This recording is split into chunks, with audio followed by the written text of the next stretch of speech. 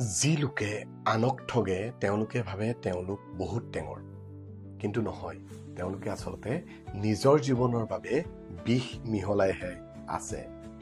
মিছা, টেঙৰামি, ঠগ প্ৰবঞ্চনাৰে কোনো সম্পৰ্কই নচলে।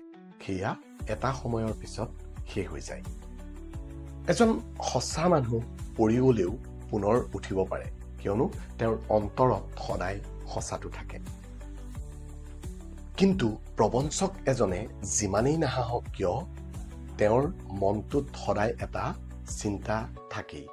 মনত ৰাখিব, কাৰোবাক ঠগি কোনো কেতিয়াও সুখী হ'ব নোৱাৰে, কিয়নো কৰ্মই কেতিয়াও কাকো এৰি নিদিয়ে। কেতিয়াবা কিছু দেৰি হ'ব পাৰে, কিন্তু সঁচাকৈয়ে এই হিচাপ বৰ গভীৰভাৱে হয়। কথাটো মনত ৰাখিব আৰু ভাল লাগিলে কমেণ্টত জনাবলৈ নাপাহৰিব।